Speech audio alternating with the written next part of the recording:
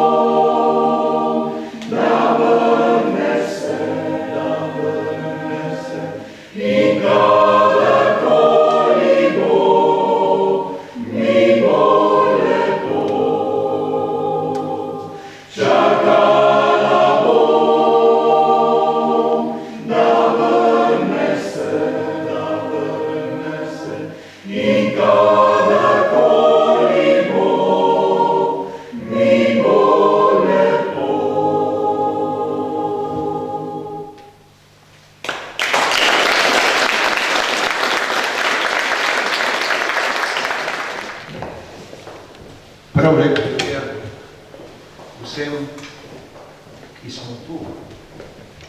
Predvsem pa našemu gostu, izgubljenemu sinu iz Rigonc, ki se ali v mislih, danes pa tudi dejansko vrača med nas. Lepše istočnice za tale najmen pogovor nismo mogla dobiti kot s tole zadnjo pesmijo. Namreč naj bo pomlad, naj bo jesen, naj bo zima. To je tudi osnovna nit njegovega prvenca, njegove prve knjige, njegovega romana, ki je čudovit potopis poštenega slovenskega fanta in sami pravite takole. Mnogi ste vedeli, da gledam na življenje drugače od velike večine, a pravega vzroka, kaj se je v resnici dogajalo v meni, ni videl in vedel nihče. Ko boste to razumeli, boste razumeli tudi moje dejanja in dobili boste prave odgovore za moje početje. Ko sem to prebral, sem ugotovil, da je Možakar človek na mestu. Tako kot pravi Oton Župančič, kuj me, življenje kuj. To je vroče, boleče, kaliti človeka, tako kot železo, ki ga najprej segreješ, pa z mrzlo vodo poliješ. Je hudo, ampak če na tisto železo človek udari, se ne zdrobi, ampak poje. Ja, v prvi vrsti bi vse lepo pozdravil in bi vam povedal, da sem to začel pisati iz vzroka, ko sem videl, kako velika je razlika med življenjem, ki je bilo v mojem otroštvu, in kaj se dogaja danes. Težko je otrokom tolmačiti, da smo bili lačni, da smo doživljali v šoli trpinčenje. Jaz sem recimo bil vajenec železniške industrijske šole v Zagrebu, da so nas tam tepli, da so nas šoli tudi tepli, da vse sorte stvari je bilo. Šel sem skozi regrutsko vojsko, tele naše jugoslavijske mornarice, In vse to je zelo težko otrokom danes povedati, ker danes hočejo vsi imeti vse, takoj, po možnosti isti dan. Ja, jaz se s trgovino reč nisem bavil, ampak sem čisto povsem slučajno igral v enem kraju, ki se mu reče Koromačno, dole v morju v Istri. Tam smo imeli vsak večer goste, no in ko se na par večer videl iste ljudi, sem jih vprašal, kaj počnejo. Bil je direktor cementarne in v tistih časih ni bilo možno cementa dobiti. No, pa sem jih vprašal, kako se dobi to, in so rekli, da bomo ti lahko bone. No, in sem jaz teh bonov nabral za 25 ton, pa sem za 25 ton kupil cementa, sem ga kupil, odpeljal v Kranj, pa prodal. Pa gnar naredil, ne. Davka nisem plačal, ampak sem ponudil. Zgodba za en aplavz. Prišel sem v Ameriko in nisem v vize, vizo sem sicer študentsko vizo in kot pilot doštudiral sem, ampak nisem mogel delati kot pilot, ker moraš imeti pač legalne dokumente.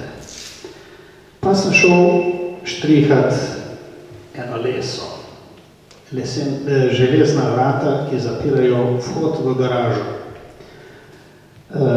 V vsej dnevi sem pozabil, da je veter pihal, jaz sem to pokril, tiste okrasne grmove in vse skupaj, ampak nekako me je vse presenetilo, jaz sem to pošprical, vse, veter je pihal vse strani in ko sem jaz to odkril, je bilo listje, vse sorte, samo zeleno, ne belo in vse sorte. Po sem si poštudiral, kam naredil, če ga populil, bo grdo zgledalo, če ga šel pucat, ne bom nikdar naredil, šel sem v eno trgovino, pa sem kupil zelen sprej, pa sem malo poštrigal, pa bilo.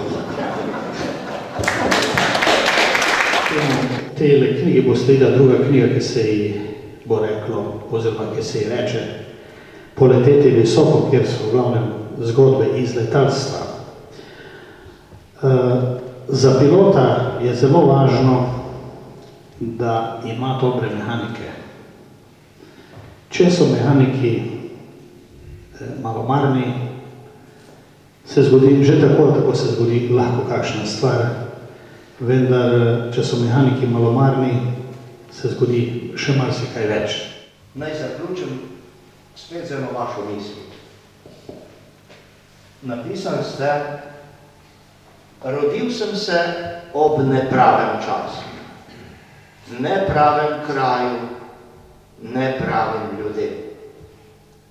Vse to, kar smo zdaj slišali, jaz mu ne morem dati prav. Verjetno tudi vi ne in tudi sam si ne da prav. Namreč, rodil se je v pravem času, na pravem kraju in pravim ljudem. Zato imamo danes to knjigo, ki je nastala iz postaranih spominov. In ne, da je on to napisal kar tako. Ta knjiga je učbenik življenja. In nehote je on postal naš učitelj, kako je treba živeti. Hvala lepa.